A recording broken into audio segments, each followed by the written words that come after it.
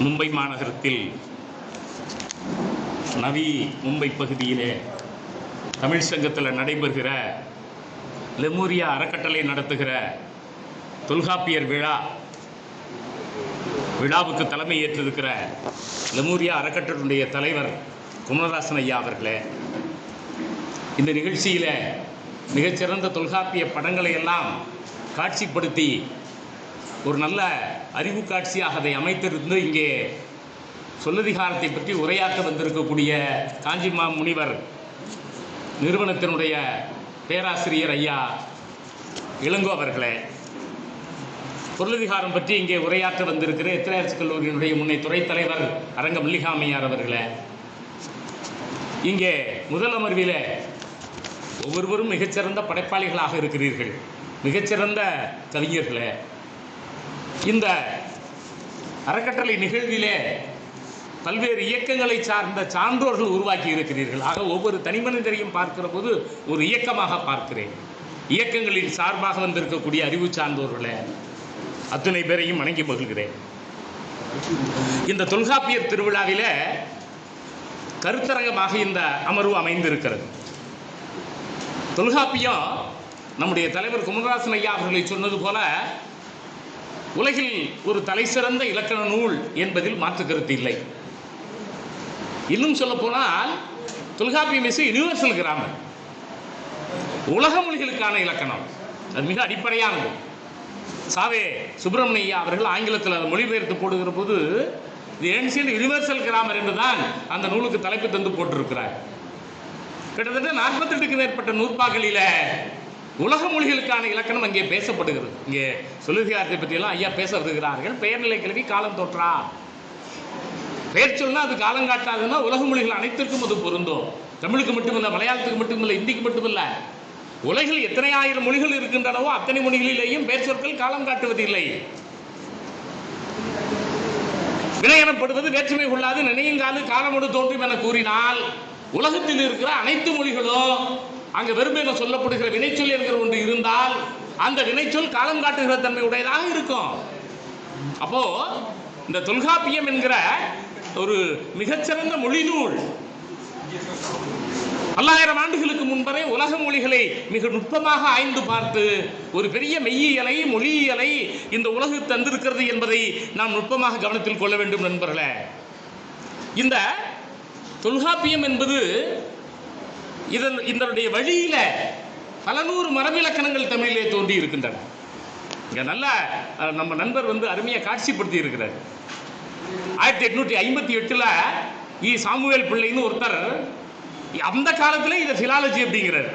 அவருக்கு அவர் டிராவிடியன் பிலாலஜி என்றே அதுக்கு அவர் பேர் வைத்திருக்கிறார். 1858 முத தொல்காப்பியத்தையும் நன்னூலையும் அவர் ஒப்பிட்டு வெளியிடுகிற போது ஐங்கிலியம் சொல்லி ஆங்கில விளக்கத்தையும் கொடுத்து வடமொழி இலக்கணத்தையும் சேர்த்து இது மிகச்சிறந்த தமிழினுடைய தொன்மையான இலக்கணம், இது ஆங்கிலத்தில் எப்படி சொல்லுகிறார்கள், சமஸ்கிருதத்தை எப்படி சொல்லுகிறார்கள் என்று சாமுவேல் பிள்ளை அவர்கள் அப்பொழுதே இதை வெளியிடுகிற போதே அதற்கு முன்னாலே மலவை மகாலிங்கர் போன்றவர்கள் எழுத்ததிகாரத்தை வெளியிட்டார்கள். ஆனாலும் முழுமையாக அதை வெளியிட்ட போது இதில் ஒன்றை நாம் நுட்பமாக கவனிக்க வேண்டும் நண்பர்களே. வால்டர் சாய்ஸ் என்கிற ஒரு வெள்ளைக்காரன் தான் அதற்கு அன்றைக்கு பண உதவி செய்கிறார். தமிழின் சிறப்பை ஐரோப்பியர்கள் உயர்த்தி பிடித்ததை போல இங்கே இருந்த அன்றைய மேட்டுக்குடியினர்கள் உயர்த்தி பிடித்தது இல்லை என்பதுதான் உண்மை நண்பர்களே. இவர்கள் உன் மொழியில என்ன இருக்கிறது, 5 எழுத்தால் ஒரு பாடை என்று அறைவும் நான் ஒரு அறிவுடையோரே என்று சொன்ன காலகட்டத்தில் அவர்கள் இதில் இவ்வளவு இருக்கிறது என்று நமக்கு உயர்த்தி பிடித்தார்கள். அப்ப இந்த தொல்காப்பியம் என்பது வெளிவருவதற்கு ஒரு முக்கியமான காரணிகளாக யூரோப்பில் இருந்தார்கள். 1812 எல்லிஸ் தொடங்கி அந்த fort college Saint George fort கல்லூரி இருக்கிறதே 10-15க்கு மேற்பட்ட தமிழாசிரியர்கள் இருந்தார்களே, ஐரோப்பியர்களுக்கு தமிழ் கற்பித்தார்களே, அப்ப நூல் தேவைப்பட்டதே. அப்போதுதான் இந்த நூல்கள் எல்லாம் அச்சிட வேண்டிய கட்டாயம் ஏற்பட்டது. அதையும் அவரே முன்னுரையில் குறிப்பிடுகிறார். இந்த கல்லூரி வந்தது இதனால் தான் பலருக்கும் இதை கற்பிக்க வேண்டிய ஒரு கட்டாயம் வந்தது என்றெல்லாம் நண்பர்களே. அப்படியானால் இதை நாம் மிக நுட்பமாக கவனிக்கிறோம். இந்த தொல்காப்பியம் மிக தொன்மை வாய்ந்தது என்பதையும் நாம் பார்க்கிறோம் நண்பர்களே. நீங்க கிரேக்க மொழியில் இது போன்ற இலக்கணங்கள் இருக்கின்றன. அரிஸ்டாட்டில், பிளேட்டோ போன்றவர்களெல்லாம் பேசி இருக்கிறார்கள். எப்போதுமே நண்பர்களே நம்முடைய உளவியல், நம்முடைய அறிவியல், நம்முடைய இலக்கணம், நம்முடைய இலக்கியம் இதற்கெல்லாமே நாம் தொல்காப்பியத்துக்கு தான் செல்கிறோம். இங்கே அம்மா அவர்கள் பொருளதிகாரம் பற்றி பேச இருக்கிறார்கள்.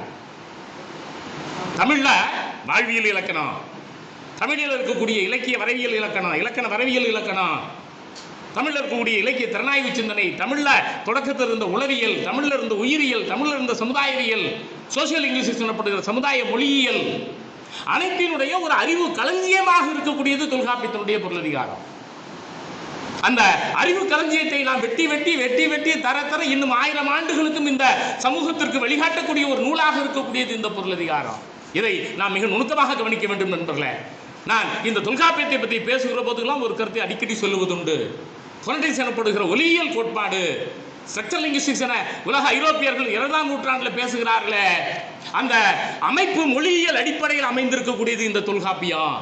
பிறப்பியல் என்கிற ஒரு பகுதி இருக்கிறது. இங்கே நம்முடைய தலைவர்கள் குறிப்பிட்டார்கள். உந்தி முதலா அந்த தோன்றுகிற அந்த காற்று எப்படி தலையிலையும் இடற்றிலையும் நெஞ்சிலையும் நிலையி நம்முடைய வாயில, உதட்டுல, அன்னத்துல, மூக்கரையில, வாயறை வழியாக வெளிப்பட்டு பல்வேறு ஒலிகளை உருவாக்குகிறது என்று பிறப்பியல் கூறுகிறது என்று சுட்டி காட்டினார் நண்பர்களே. மிக நுட்பமாக அதை நாம் கவனிக்கிறோம். இதைதான் நீங்க உலக மொழியாளர்கள் ஒலியியல் ஃபொனடிக் சீரிஸ் என சொல்லுகிறார்கள்.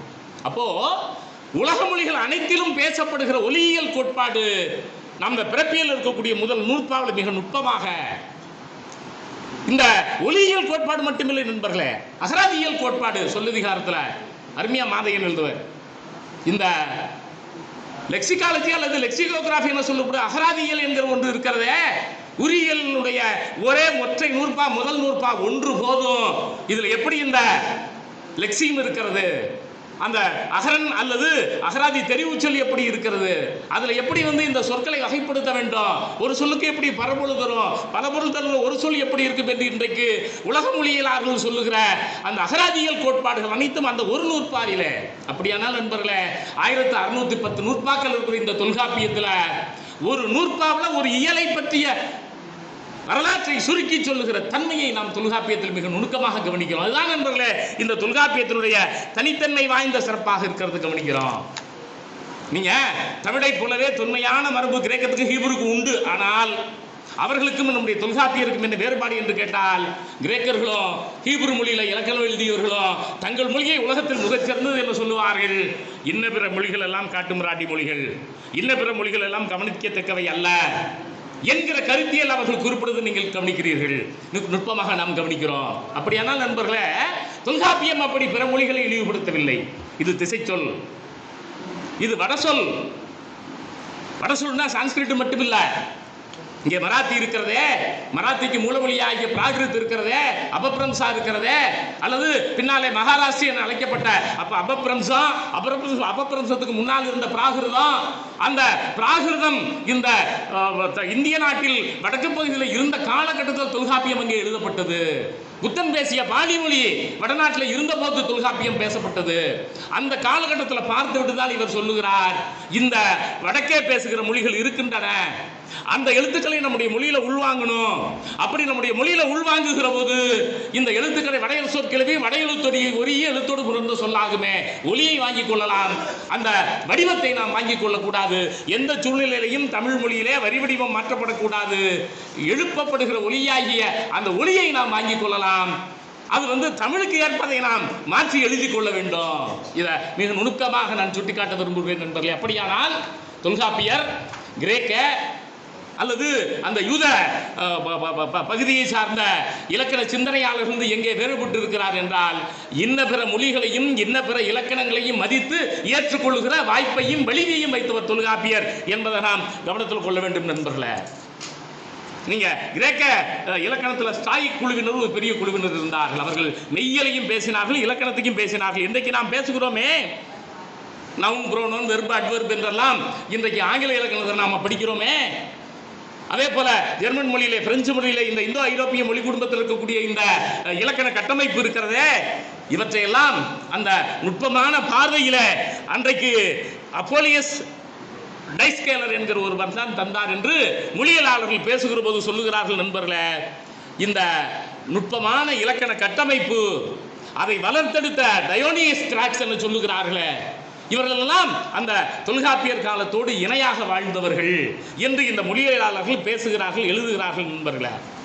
இந்த தொன்மையான இலக்கணம் என்பது இருக்கிறதே, ரோமர்களும் லிங்குவா லெட்டினா என்ற பெயராலே அன்றைக்கு வாரா என்கிற ஒரு பெரிய, நான் ஏன் இந்த கிரேக்கத்தையும் லத்தீனையும் தமிழோடு ஒப்பிடுகிறேன்?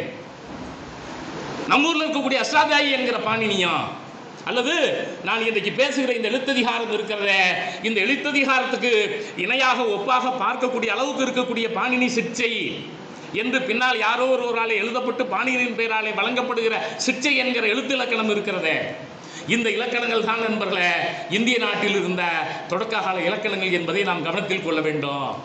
மலையாளத்தில் லீலாகிரகம், இந்த பக்கம் சப்த சிந்தாமணி, அந்த பக்கம் பாலவியாகரணமும், இவற்றிலையெல்லாம் நாம் ஒன்றை பார்த்தால் அவர்கள் சொல்லிலக்கணத்துக்கு மட்டும்தான் முக்கியம் தருவார்கள்.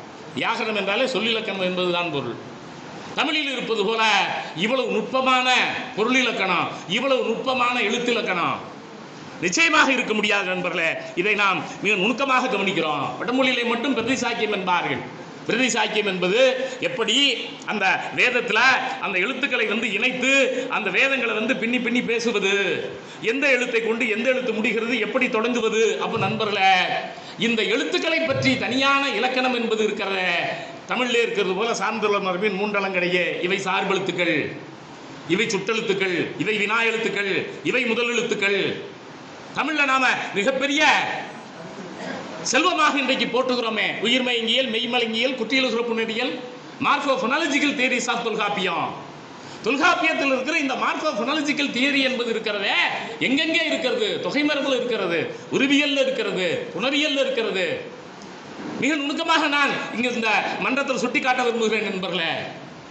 தமிழிலே தான், அதுவும் தமிழ் இலக்கணங்களிலே தொல்காப்பியத்திலே தான் இந்த மார்போஃபோனாலஜிக்கல் தியரிஸ் என்கிற உருபு ஒலியியல் கோட்பாடு, நான் இதை நுட்பமாக இங்கே பதிவு செய்ய விரும்புகிறேன். 9 அதிகாரங்கள் இருக்கின்றன, 9 இயல்கள் இருக்கின்றன. 9 இயல்களில் நூன்மரபு என்பது உயிரெழுத்து 12, மெய்யெழுத்து 18, அப்புறம் சார்பெழுத்து, சார்பெழுத்தினுடைய தன்மை, இவற்றை பற்றி பேசுகிற பகுதி. மொழிமரபு இருக்கிறதே, ஒரு உருவன் அல்லது ஒரு சொல்லுல மொழி முதல்ல எந்த எழுத்து வரலாம், மொழி இறுதியில் எந்த எழுத்து வரலாம், அப்போ உடல்நிலை மயக்கம், வேற்றுநிலை மயக்கம் என்கிற இடைப்பட்ட எழுத்துக்கள் எப்படி இருக்கலாம்? வணக்கம்னு இருக்கு, வணக்கம் மொழி முதல்ல வா இருக்குது, இம்மு மொழி இறுதியில் இருக்குது, இக்கு கா இருக்குது, இது உடல்நிலை மயக்கம். ராடா இல்லைன்னா தம்முடன் தாமயங்கம்.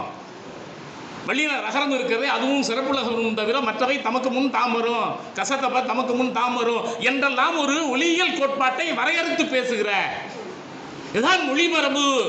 அப்போ ஒரு ஒலி அல்லது ஒரு ஒலியன், ஒலினா சவுண்டு, ஃபோன், அதுதான் ஃபோனட்டிக்ஸ் அப்படிங்கிறாங்க. அந்த சவுண்டு இப்போ காணும் ஒரு ஒலி இருக்கிறது. அந்த ஒலி எப்போ எழுத்தாக வருகிறது? கடல் அப்படிங்கிற ஒரு சொல்லுக்குள்ள வருகிற போது அது ஒரு எழுத்தாக வருகிறது. அப்போ கா என்கிற ஒலி சொனீம் என மொழியலாக இன்றைக்கு வரையறை செய்கிற அந்த எழுத்து என்கிற ஒன்றாக அந்த கா என்பதை நம்ம பார்க்கிறோம். இந்த கடல் அப்படிங்கிற ஒரு சொல் அல்லது ஒரு வேர் சொல் அல்லது ஒரு பெயர் சொல் இருக்கிறதே, அது ஒரு கருத்தை உணர்த்துகிறது. அந்த கருத்தை உணர்த்துகிற அந்த பகுதியை செமாண்டிக்ஸ் என்றெல்லாம் இன்றைக்கு நாம் பேசுகிறோம் நண்பர்களே. அப்போ தொல்காப்பியம் என்பது மொழி மரபுல எது மொழி முதல் எழுத்து, மொழி இறுதி எழுத்து, அப்போ ரெஸ்ட்ரிக்ஷன் ஆஃப் த ஃபோனீம்ஸ், ஒரு எழுத்துக்கள் என்பவை எந்த இடத்தில் வர வேண்டும் என்பதை வரையறை செய்கிற கோட்பாட்டை கூறுகிற பகுதி. அப்படியானால் நண்பர்களே, இந்த எழுத்ததிகாரம் என்பது மிக நுட்பமாக நாம் கவனிக்கிறோம். எழுத்து பிறப்புகளை மட்டுமல்ல நண்பர்களே, மொழியலாளர்கள் விளைந்து பேசுகிறார்கள். 1970களில் அண்ணாமலை பல்கலைக்கழகத்தில் தொல்காப்பிய மொழியியல், தொல்காப்பிய இலக்கண கட்டுரைகள், நிறைய தொல்காப்பியத்தை பற்றிய கருத்தரங்களை நடத்தி நூல்களை வெளியிட்டார்கள். அப்போ பல்வேறு அறிஞர்கள் அதில் கருத்துக்களை முன்வைத்தார்கள். இன்றைக்கு 20ஆம் நூற்றாண்டில் சிண்டாட்டிக்கல் தியரி என சொல்லப்படுகிற நஞ்சாம்சிக்கு தருகிற அந்த கோட்பாட்டை அன்றைக்கே பார்த்தவர் தொல்காப்பியர். தொல்காப்பியம் மட்டும்தான் நண்பர்களே தொடரியல் பார்வையிலே தமிழ் இலக்கணத்தை நான் இது நுணுக்கமாக கவனிக்க சொல்ல விரும்புகிறேன். இந்த கூட்டத்தில் பேசுகிறேன் அப்படின்னு ஒரு தொடர் இருக்கிறது. கூட்டம்ங்கிறது ஒரு பெயர் சொல், அத்துங்கிறது ஒரு சாரியை, இல்லை என்பது ஒரு வேற்றுமை உருவு, பேசுகிறேன் என்பது ஒரு வினைமுற்று. அப்ப நான் கூட்டத்தில் பேசுகிறேன்கிற இந்த தொடருடைய கருத்து மக்களிடம் போய் சேர வேண்டுமானால் அது ஒரு தொடரிலே அமைந்திருக்கக்கூடிய உருவன், அந்த தொடரில் இருக்கக்கூடிய எழுத்து, அந்த எழுத்துக்கு தனியாக விளக்கம் தந்து, இவையெல்லாம் தமிழில் இருக்கிற முதல் எழுத்துக்கள், செகண்டரி லெட்டர்ஸ், சார்ந்து வருகிற எழுத்துக்கள். இந்த சார்பெழுத்து கோட்பாடு என்பது உலக மொழிகளிலேயே எதுவில்லை நண்பர்கள். இன்னைக்கு நம்ம குற்றியிலுக்கிறோம் ஐகாரக்குறுக்கம் அவகாரக்குறுக்கம் மகரக்குறுக்கம் ஆயுதக்குறுக்கம் என்றெல்லாம் நன்னூறாளால் விரிவாக பேசப்படுகிற இந்த செகண்டரி லெட்டர்ஸ் கோட்பாடு இருக்கிறதே நண்பர்களே, தமிழிலே மட்டும்தான். நீங்க ஐரோப்பிய மொழிகளில் கிடையாது, இந்திய மொழிகளில் சான்ஸ்கிரிட்ல கிடையாது, பாலியில கிடையாது. குறில் நெடில் என்கிற வேறுபாடு கூட தமிழில் இருந்து தான் அங்கே இந்தோ ஐரோப்பிய மொழி குடும்பத்தில் இருந்த மொழிகளுக்கு சென்றன. அங்கே ஏஇ ஐஓஇ என்கிற 5 உயிர்வொலி கோட்பாடு தான் உண்டு. அப்படியானால் நண்பர்களே, நம்முடைய தொல்காப்பியருக்கு முன்னாலே நேற்று கூட இங்கே பேசுகிற போது தலைமை செயலாளர் குறிப்பிட்டார், அதற்கு முன்னால் பல நூறு பேர்கள் இந்த கோட்பாட்டை பேசி இருக்கிறார்கள், பல நூறு இலக்கியங்கள் தோன்றி இருக்கின்றன. நமக்கு கிடைத்திருப்பது தொல்காப்பியம். அதனாலே நாம் இன்றைக்கு இந்த தொல்காப்பியத்தை முன்னிலைப்படுத்த வேண்டும் என்கிற நோக்கத்தோடு முன்னிலைப்படுத்திக் கொண்டிருக்கிறோம். அப்படியானால் நண்பர்களே, நம்முடைய இந்த தொல்காப்பியம் தருகிற இந்த தன்மைகளை நாம் மிக நுணுக்கமாக கவனிக்க வேண்டும் நண்பர்களே. வடமொழியில அஷ்டாத்தியாயினி 8 பகுதிகள் இருக்கிற பாணினி இலக்கணம் இருக்கு. தமிழில் மீனாட்சி அம்மா மொழிபெயர்த்திருக்காங்க, பல பேர் அதை பற்றி ஆய்வு செய்திருக்கிறார்கள். காதாந்திரம், காத்தியாயனம், இதெல்லாம் பிற்காலத்தில் அதற்கு விளக்கமாக வந்த நூல்கள். இந்த ஸ்ட்ரக்சரல் லிங்குவிஸ்டிக்ஸ் எனப்படுகிற அமைப்புரை மொழியியல் படி தொல்காப்பியம் எழுதப்பட்டிருக்கிறது என்று நான் குறிப்பிட்டேன். ஒலியியல், ஒலியனியல், தொடரியல், ஒலி உருபணியல், இங்க சொல்லதிகாரத்தில் இருப்பது போன்ற அந்த உருபணியல் தொடரியல் கோட்பாடு, இதெல்லாம் தவிர வாழ்வியல் கோட்பாடு இருக்கிற பொருளதிகாரம். இப்படி தமிழனுடைய வாழ்வியலையும் மிக அருமையாக வரையறைத்து தந்திருக்கக்கூடிய இந்த தொல்காப்பியம் இருக்கிறதே நண்பர்களே, வடமொழியில பெரும்பாலும் சொற்பிறப்பையும் சொல்லாக்கத்தை மட்டும்தான் பேசுவார்களே தவிர தொடரியல் கோட்பாட்டுக்கு முக்கியத்துவம் தருவதில்லை. இங்கே தலைவர்கள் பேசுகிற போது ஒரு கருத்தை குறிப்பிட்டார்கள், அது உலக வழக்கில் இல்லாமல் போய்விட்டது என்று. அது எந்த காலமும் உலக வழக்கில் இருந்ததில்லை. பிராகிருத்து தான் உலக வழக்கில் இருந்துச்சு. உலக வழக்கில் இருந்த பிராகிருத்திலிருந்து தான் மராட்டி மேற்பட்ட மொழிகள் எல்லாம் தோன்றின. அறிஞர்கள் தங்களுக்குள் கருப்பரிமாற்றம் செய்து கொள்வதற்காக உருவாக்கப்பட்ட செயற்கை மொழி. ஒரு செயற்கை மொழி எப்படி உலக மொழியில் இருக்க முடியும்? எத்தனை தான் அவங்க தொலைக்காட்சியில் செய்தியெல்லாம் 1000 வருஷத்துக்கு படித்தாலும் எந்த காலமும் அது that is not a natural language. அது இயற்கையான மொழி இல்லை. அது இயற்கையான மொழியாக வரவும் முடியாது, மாறுறதுக்கு வாய்ப்பே இல்லை. ஏன்னா அது தொடக்கத்திலேருந்து செயற்கை மொழி தான். எனக்கு ஆசிரியர் அந்த டி.வே. கோபாலையர் வகுப்பில் அடிக்கடி இதை சொல்லுவார், அது ஒரு ஆர்டிஃபிஷியல் லாங்குவேஜ், அது ஒரு செயற்கை மொழி. ஒரு செயற்கை மொழிக்கு நீங்கள் எப்படி உயிர் தர முடியும்? செயற்கை மொழி என்றைக்கும் செயற்கையாக தான் இருக்கும் என்பார் நண்பர்களே. அஷ்டாத்தியாயியும் கூட வேதம், அந்த வேதத்துக்கு பிறகு வந்த மொழிக்கான இலக்கணம், அது வேதத்துக்கான இலக்கணம் இல்லை. வேதத்தில் இருப்பவற்றை எதிர்த்து அவர்கள் ஒரு நூலை தந்தார்கள் நிறுத்தான்னு சொல்லி, அதுல சொற்களுடைய பட்டியல், இது வேதத்தில் என்ன சொற்கள் இருக்கின்றன. அது ஐரோப்பிய அங்கே சமஸ்கிருதத்துக்குரிய மொழி இல்லையே, தொன்மையான தன்மை என்பதை நாம் கவனத்தில் கொள்கிறோம் நண்பர்களே. இப்போ இந்த தொல்காப்பியத்தில் எவ்வளவோ நுட்பங்கள் பேசப்படுகின்றன. இப்போ நீங்கிற ஒரு ஓரெழுத்து மொழி பற்றி நம்ம பேச போறீங்க. ஐயா ஓரெழுத்து மொழி பற்றி ரொம்ப அருமையாங்க கொடுத்தார்கள். அது ஒரு முன்னிலை பெயர். நீ தொல்காப்பியர் இந்த ஓரெழுத்து மொழி, இந்த முன்னிலை பெயர் எப்படியெல்லாம் தமிழில் வரும், இயல்பாக புணரும். நீ செல் உயிர்மயங்கள்ல ஈகார ஈற்று விகுதியை பற்றி பேசுகிற போது அங்கே கசதப்ப மிகாது, நீ செல் அப்படின்னு சொல்றோம். சொல்லிட்டு இடக்கர் பெயர் அப்படிங்கிறது. தொல்காப்பியர் ரொம்ப மென்மையா இலக்கணம் எழுதுபவர். பகர ஈகாரம் பார், மலம் என்ன சொல்வதற்கு அவருக்கு சங்கடமாக இருக்கிறது. பகர ஈகாரம் அப்படிம்பார். அது பசுமாட்டுக்கு வருகிற போது அல்லது ஆப்பி என எழுதுகிற போது அது ஒலி குறைந்து ஒலிக்கும்னு ஒரு இலக்கண கோட்பாட்டை பேச வருகிறது போது கூட மிக நாகரிகமாக பகர ஈகாரம் என குறிப்பிடுகிற தொல்காப்பியர் இங்கே சொல்றார் இடக்கர் பெயர் அப்படிங்கிறார். சொல்லிட்டு அது இடக்கர் பெயராக வருகிற போதும் கசத்தப்பை மிகாது அப்படின்னு சொல்றாரு. நீ ரொம்ப தொல்காப்பியர் ஒன்றை சொல்லுகிற போது சொல்றேன் பாருங்க, மரிய இடம் வரை கிளவிங்கிறார். அப்படின்னா என்னங்க? மேல்னு ஒரு சொல்லு இருக்கு. மேல்னா அப்பர், நமக்கு தெரியும். மேலே இருக்கிறது மேற்கு, கீழே இருக்கிறது கிழக்கு. இந்த மேல்ங்கிறது மீ என திரும்பி வருகிறது, மருவி வருகிறது. மரிய இடவரை கிளவிங்கிறாரு. மேற்கு திசை என்பதை நண்பர்களே, நீங்க இடைக்காலத்தில் தான் நம்ம மேற்குன்னு பயன்படுத்தணும். குணதிசை குடதிசை தான், வடக்கு தெற்கு இருக்கிறது. இந்த குடதிசை இருக்கிறதே, அந்த குடதிசையை குறிப்பதற்கு இந்த மேல்ங்கிற சொல் மரியி மீ என வருகிற ஒரு தன்மையை கவனிக்கிறோம். அதனால தான் இதை இடத்தை வரையறை செய்கிற கிளவி என சொல்லிவிட்டு இந்த மீ என இந்த இடவரை கிளவி இருக்கிறத மரிய இடவரை கிளையிலும் கசத்தப்பை மிகாது என சொல்லுகிற ஒரு தன்மையை நம்ம பார்க்கிறோம். இன்னும் சொல்லுவார் நிறைய. இந்த இடம் வரை கிளவி முன் சில இடங்கள்ல எப்படி அது மிகலாம்? ஒரு பல்லு தெத்துப்பல் இருக்கு, அந்த தெத்துப்பல்ல அந்த காலத்தில் மீப்பல்னு சொல்லியிருக்கான். ஏற்கனவே பல்லு இருக்கியா, பல்லுக்கு மேலே இன்னொரு பல்லு முளைக்குதியா, அதுக்கு மீப்பல்னு பேரியா. அந்த மீப்பல்னு சொல்லுகிற போது அங்கே கசத்தப்பா மிகலாம். நண்பர்களே, தொல்காப்பியம் என்பது நான் தான் அந்த உருபொலியன் கோட்பாடுன்னு மேலோட்டமாக சுட்டிட்டு போனேன். என்ன மார்ஃபோஃபனமிக்ஸ் தெரியுனா, மீனா மேலேன்னு அர்த்தம், அது ஒரு இடப்பெயர். பல்லுனா ஒரு பொருளுடைய பெயர். இரண்டு பெயர் சொற்கள் சேருகின்றன. இரண்டு பெயர் சொற்கள் சேர்கிற போது ஒரு தொடராக வருகிறது. அப்படி வருகிற போது அங்கே கசத்தப்ப மிகும், மீப்பல்ங்கிற போது மிகும். இப்படி ஒரு மொழியில் இரண்டு சொற்கள் அல்லது இரண்டு உருவன்கள் சேருகிற போது ஏற்படுகிற ஒலிமாற்றம் இருக்கிறதே, அந்த ஒலிமாற்றத்தை நுட்பமாக பதிவு செய்கிற பகுதி தான் உயிர்மறையியல், புள்ளிமயங்கியல், குற்றியல் உறுப்புணரியல், தொகை மரபு புணரியல். 380க்கும் மேற்பட்ட நூற்பாக்கள். எந்த அளவுக்கு தொல்காப்பியம் இந்த தொடரியலுக்கு முக்கியத்துவம் தந்திருக்கிறது என்பதை நாம் நுணுக்கமாக கவனிக்க வேண்டும் நண்பர்களே. இதை பற்றி நான் பேசுகிற போது எனக்கு ஒன்று நினைவுக்கு வருகிறது.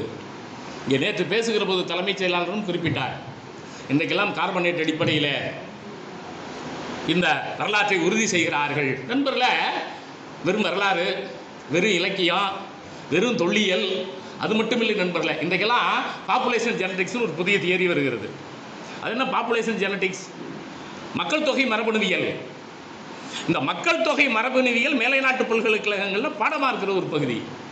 ஒருவர் ஆர்கியாலஜி எனப்படுகிற தொல்லியல், ஹிஸ்டரி எனப்படுகிற வரலாறு, லிட்ரேச்சர் எனப்படுகிற இலக்கியம், லிங்குவிஸ்டிக்ஸ் எனப்படுகிற மொழியியல், இவற்றோடு இந்த பாப்புலேஷன் ஜெனரேஷன் இருக்கிற மக்கள் தொகை மரபணுவியலையும் படிக்கிறது தான் இந்த வரலாற்று தொன்மை வரலாற்று ஆய்வுக்கு போகிறார்கள்.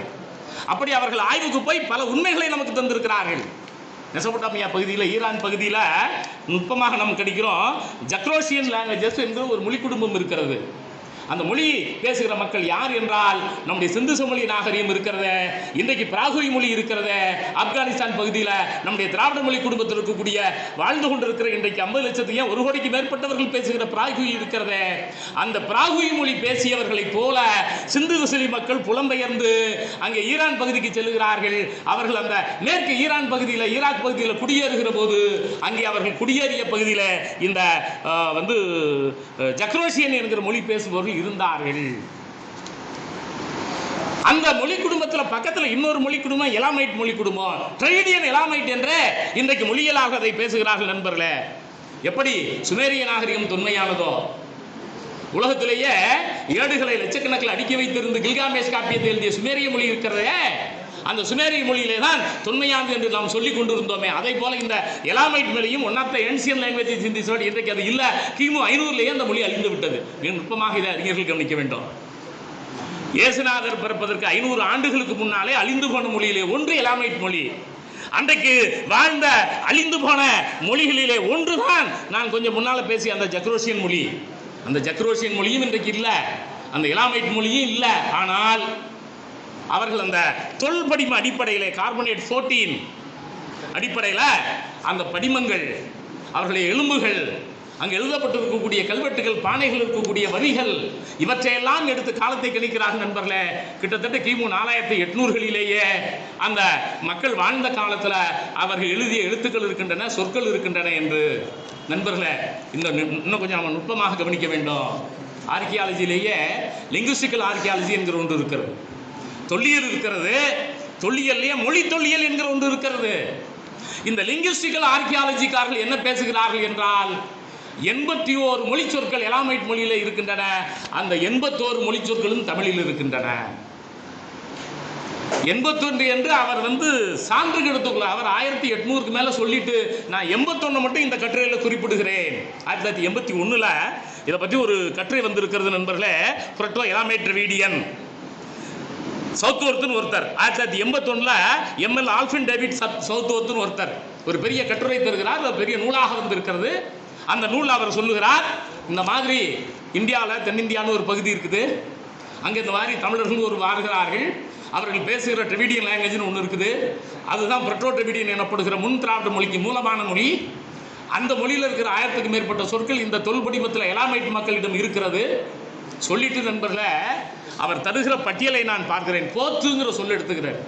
இது இளமை பெயராக இருக்கிறது தமிழில், தொல்காப்பியத்தில் இருக்கிறது நண்பர்களே. இப்போ கூட பூசரம்போத்துன்னு தான் சொல்கிறோம். இன்னும் வாழ்ந்து கொண்டிருக்கிற மொழி உமி இருக்கிறது, மரி இருக்கிறது, உள்ளம் உள் இருக்கிறது, கட்டில் இருக்கிறது, சா இறந்து போகிற பொருள் வருகிறது என குறிப்பிட்டு விட்டு இந்த நீங்கிற முன்னிலை பெயரை எடுத்துக்கொள்கிறார்.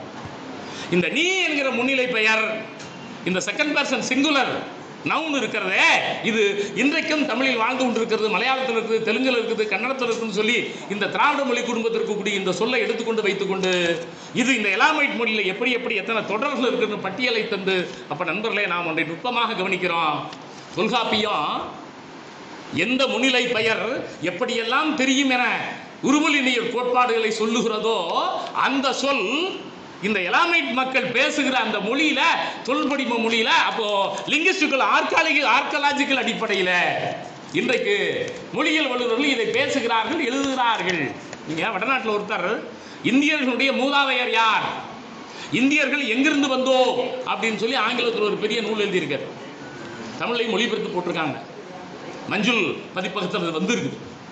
அந்த நூலில் கிட்டத்தட்ட ஒரு 800 பக்கம் இருக்கிற நூல் முழுசா அவர் ஆராய்ச்சி செய்துவிட்டு கடைசியாக முடிவு சொல்லுகிறார், இந்தியாவினுடைய திராவிட குடி பூர்வ குடிகள் திராவிடர்களே, இந்தியாவினுடைய முதல் மனிதர்கள் திராவிடர்களே, எழுதியவர் தமிழர் அல்லர், எழுதியவர் திராவிடர் அல்லர், எழுதியவர் தமிழ் கவிஞர் அல்லர்.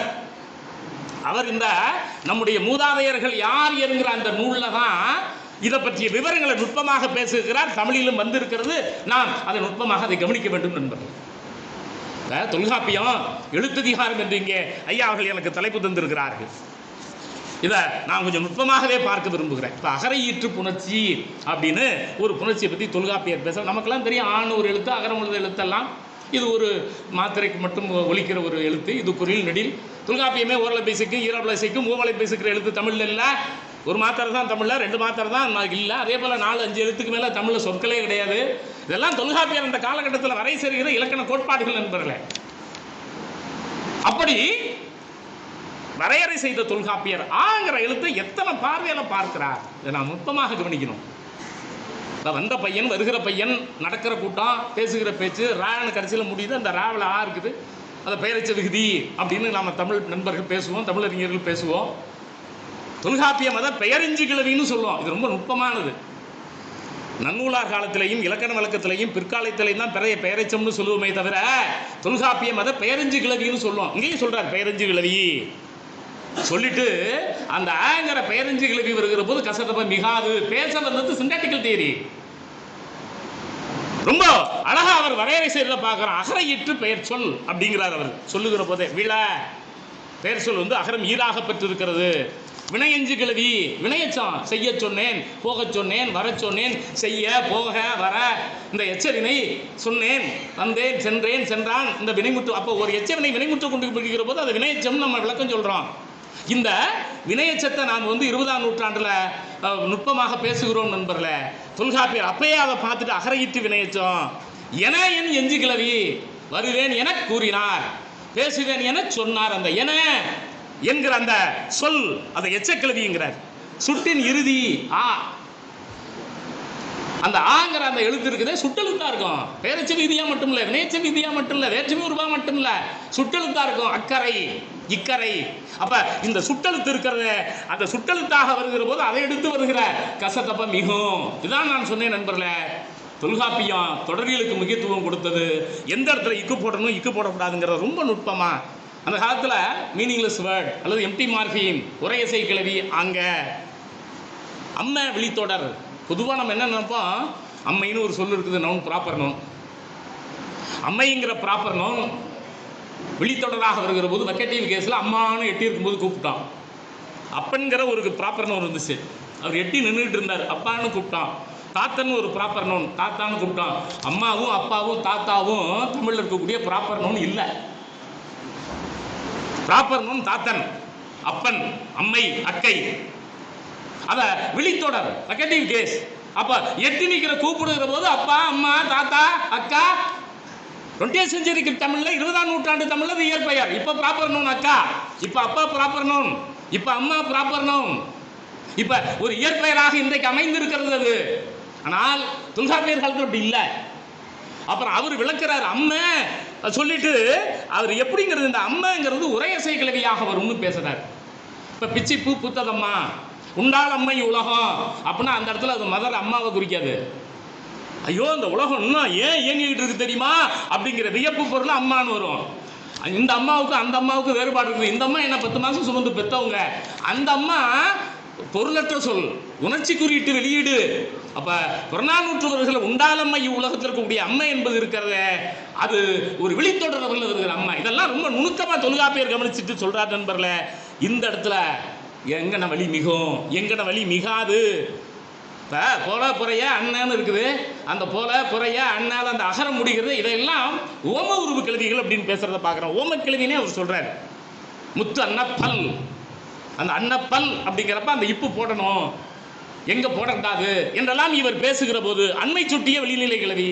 தோழன்னு ஒரு சொல் இருக்கு, நண்பன் ஒரு சொல் இருக்கு. தோழ நண்பன்னு சொல்றோம், அங்க கசத்தப்ப மிகாது. நான் கூட பிள்ளையா சொல்லிட்டேன், அண்ணன் மிகாதுங்கிற பட்டியலில் தர்றார். செய்வன என்னும் வினைமுற்று கிழவி, ஏவல் கண்ணிய வியங்கோல் கிழவி. 30 வடிகளில் விடை தருக, 3 பக்கத்தில் எழுதுக, பேச வருக, பேசுக, செய்க, ஆடுக, பாடுக. அது என்னங்க ஏவல் கண்ணிய வியங்கோல் கிழவி? அதுக்குள்ள ஒரு ஆர்டர் அடங்கி இருக்கு. எழுதுகன்னா அது ஒரு கட்டளை பொருள் இருக்கு, வெளியில பார்த்தா அது வியங்கோல் பொருள் வரும். அதற்கு ஒரு இலக்கண கலை சொல்லை தேர்ந்தெடுத்து இது ஏவல் பொதிந்திருக்கு, கண்ணுதல்னா மறைந்திருத்தல் அர்த்தம். முனுசிலின்னு போட்டு எழுதுனா கன்னி வெடி அப்படின்னா மறைஞ்சிருக்கிற வெடின்னு அர்த்தம். ஏவல் கண்ணிய வியங்கோல் கிழவி, அது வியப்பு பொருளையோ அல்லது அச்சப்பொருளையோ ஏவல் பொருளையோ வாழ்த்துதல் பொருளையோ போற்றுதல் பொருளையோ வரலாம். ஆனால் இது ஏவல் பொருள் வரும். இது ஏவல் கண்ணிய வியங்கோல் கிழவின்னு வருகிற போது செய்க என வருவதற்கக்கூடிய அகரத்தில் இருக்கக்கூடிய அகரம் இருக்கிறது அங்கே. அப்போ ஆ என்பது ஒரு எழுத்து, அவ்வளவுதான். ஒரு மாத்திரையில் ஒலிக்கிற எழுத்து, தமிழில் முதல் எழுத்து. ஆனால் ஒரு மொழி நூலறிஞன் பார்வையிலே, தொல்காப்பியனுடைய பார்வையில எப்படி அது அகரையிற்று பெயராக, வினையஞ்சு கிளவியாக, இணையன் எச்சமாக, சுட்டாக, ஆங்க உரையசை கிளையாக, அம்ம கிளவியாக, அன்ன ஓம உருவாக, அண்மை சுட்டிய வெளிநிலையாக, செய்மன என்கிற வினைத்தொகையாக, ஏவல் கண்ணிய வியங்கோல் கிளவியாக, இப்படி செய்ய என்கிற வினையஞ்சு கிளையாக பல இப்படி ஒரு 20க்கு மேற்பட்ட தொடர்களை அடுக்கி இங்கெல்லாம் மிகாது இங்கெல்லாம் மிகும்னு ஒரு மொழியில, ஒரு இலக்கணத்தில், ஒரு செவ்வியல் இலக்கணத்தில், ஒரு கிளாசிக்கல் கிராமர். ஏன் தொல்காப்பியத்தை கிளாசிக்கல் கிராமர்னு சொல்றோம்? ஒரு மொழி காட்டாற்று வெள்ளம் மாதிரி போகுது, ஆட்டாற்று வெள்ளம் மாதிரி போய் கண்ட பக்கமும் இருக்குது. இல்ல இதற்கு ஒரு வரையறை இருக்க வேண்டும், ஆறு இருக்க வேண்டும், ஆறுலேருந்து கிளைகள் பிரிய வேண்டும் என்று ஒரு மொழியை ஆற்றுப்படுத்துகிற வேலையை தொல்காப்பியர் செய்தார். இது எழுத்ததிகாரம், சொல்லதிகாரம், பொருளதிகாரம் என்றெல்லாம் அவர் சொல்லுகிற போது நண்பர்களே, தொல்காப்பியர் பேசுகிற இந்த நுட்பத்தில் ஆயுத எழுத்துன்னு ஒன்று தமிழ் நம்ம வச்சிருக்கோம். 12 உயிர் 18 மெய் ஆயுத எழுத்து. இதெல்லாம் நம்ம பேச்சு வழக்கில் பேசுகிறோம். இலக்கண விளக்கமும் பிற்காலத்தில் வந்த சில நூல்களும் அதை 30 முதல் எழுத்தில் 31வது முதல் எழுத்து என்றே சொல்லும். வைத்தியநாத தேசிகர், இன்னும் நேமிநாத ஆசிரியர், இவங்கெல்லாம் என்ன பண்ணுவாங்க, சார்பெழுத்து முதல் எழுத்து 31ன்னே சொல்லுவாங்க. அது பிற்கால இலக்கணங்கள் தந்திருக்கக்கூடிய நீட்சி நண்பர்களே. இந்த ஆயுதம் என்கிற ஒன்று இருக்கிறதே. அப்போ குற்றியலுகிறோம், குற்றியலுகிறோம், ஆயுதம், முப்பார் புள்ளிம்பார், அது புள்ளி வச்ச எழுத்து. நுணுக்கமாக கவனிக்கணும். குற்றியல் ஈகரம்னா என்ன? குரங்குன்னு எழுதுறோம், முதல் கூவுக்கு புள்ளி வைக்கப்படாது, கடைசி கூவுக்கு புள்ளி வைக்கணும். இதுதான் தொல்காப்பியர் காலத்து எழுத்து வரி படிப்போம். நுங்கு கூல புள்ளி வைக்கணும். திருவள்ளர்னு ஒரு ஊர், மார்பிடுகு பிறங்கினர்னு ஒரு கல்வெட்டு இருக்கு. மார்பிடுகில் உயிர்த்தொடர் குற்றியல் புள்ளி வச்சிருக்கான், கிணறுல ரூவுக்கு ஒரு புள்ளி வச்சிருக்கான். ஏன்னா அது குற்றியல் உகரம். அப்ப நண்பர்களே, தமிழில இந்த குற்றியல் உகரம் என்கிற ஒரு இலக்கண கோட்பாடு இருக்கிறது. இதை நாம பார்க்கிறோம். எகரம் உகரம் புள்ளி வைக்கிற தன்மை இருந்தது. எகர உகரத்து இயற்கையுமற்ற மெய்யீரெல்லாம் புள்ளியோடு நிலையில் குற்றியல் இகரமும் அச்சன முடிவ. அப்பங்க நம்ம கவனிக்கிறோம், தமிழில் வரி வடிவத்தில் இந்த புள்ளி பெற்ற தன்மை என்கிற ஒன்று இருந்துச்சு.